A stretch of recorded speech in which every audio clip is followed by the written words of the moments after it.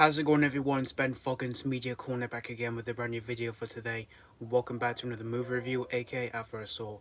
This time it's going to be on the 2024 superhero film, and this is the latest entry to this universe that began since 2018, and that is Kraven the Hunter. Now, this is the latest entry to the Sony Spider-Man universe, and also the third movie to come out this year for this universe after Madam Web and Venom: The Last Dance. And this is basically the origin story of Kraven the Hunter, who in the film is portrayed by Ariana, where it follows his complex relationship with his father, who's played by Russell Crowe.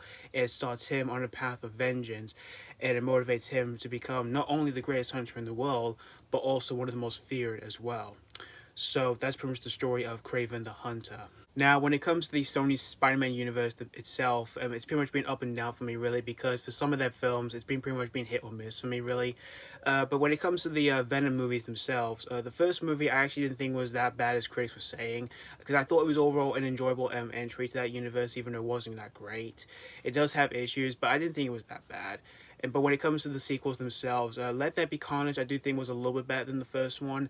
But as for the last film that we did get just a couple months ago, which was The Last Dance, I would say it's the weakest when it comes to those movies, but it certainly wasn't a bad entry to this universe because I thought it was just both kind of bittersweet, but yeah, it was pretty messy for being an overall finale to those movies that involves one of my favorite villains in the Spider-Man universe. But as for the other two movies that's part of this universe, which are of course Morbius and Madam Web, yeah, you pretty much know how I felt about those movies already because I've already talked about them before in my previous reviews of these movies in this whole universe. But as for me going into this movie, I did not know what to expect from it at the very start, even though it was supposed to come out last year until it got pushed back so many times due to the strikes that was going on last year. But it eventually finally came out this year in December, and I did check out this movie the day after it came out. Because I wanted to see something else at the time, and there was quite a amount of people on the screen that I went to see for this movie. Yeah, and after seeing this movie here, I would say this film is slightly a little bit better than Morbius and Man Web, but it still didn't say much here because this was just definitely another dumpster fire here to this whole universe of films. Yet there's no Spider-Man here. The action sequences here in this movie were actually not too bad here because this one is actually R-rated here because, for the other films, they were PG-13. And while this one tends to add in bloody action here. And there were a few times where some of the bloody action sequences here were actually kind of fun here, even though there were times where the direction can be pretty messy and dull when it comes to some of the action sequences here within this movie. And even the effects in the film here, they are really recognizable, and yeah, they are pretty bad here. There are some recognizable green screen and CGI within this movie here and there. But when it comes to the actors themselves who are in the movie, in which you've got Aaron Taylor Johnson as Kraven the Hunter, he does try his best here for portraying this iconic villain that we all know from the comics. But I wouldn't say he was bad, but he wasn't great at all. But he's fine. And Ariana DeBose, who's a terrific actress, Oscar winner, she was fine in the film, but her character I didn't find her all that memorable here.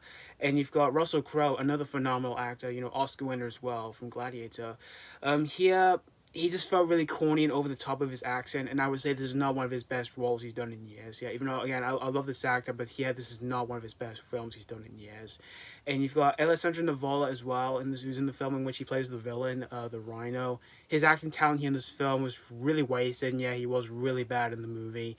And even the whole look of the Rhino felt really messy here when it comes to its CGI, yeah, because again, the CGI in this film is really bad and really messy.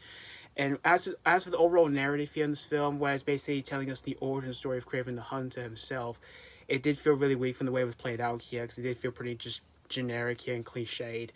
And even the writing in the film here just felt really atrocious for some of the lines of dialogue here. But I wouldn't say the dialogue is as much atrocious than the dialogue in Madam Web, because the dialogue in that film, my god. And this is also the longest entry to this universe because this is 2 hours and 7 minutes. And I kind of felt the film just kind of dragged on way too much, yeah, because I didn't find myself having any enjoyment of that much in this film, yeah, because I just found myself really pretty bored when I was watching the film, yeah, due to its overall narrative for the film here, where it's trying to tell us the origin story of Kraven the Hunter himself, and again, the way it was played out here just felt really just generic here. But in the end, guys, Kraven the Hunter, again, this was just another dumpster fire here to this universe here. But again, I would say it is slightly a bit better than Morbius and Madam Web here, but it still didn't say much here because it does tend to have same issues I did have with some of the previous movies that's part of this universe here. But if you're a fan of this character here, you might find yourself enjoying this one here. But in all honesty, I just tend to just pretty much skip this one just to see some better films are playing at the moment here. So that's pretty much what I would say about Kraven the Hunter. I'm gonna give Kraven the Hunter 1 out of 5. Other than that one redeeming quality that I can find with this movie here, everything else I just tended to pretty much just forget about this one here as soon as the credits started rolling here for this movie here. So yeah, thank you guys so much for watching my AK After I Saw review on Kraven the Hunter, and let me know what you think of this movie if you've seen this already, or if you just recently checked this one out. Did you have fun with this, or was this not your popcorn treat? As always, thank you guys so much for watching, and this has been Foggins Media Corner signing off.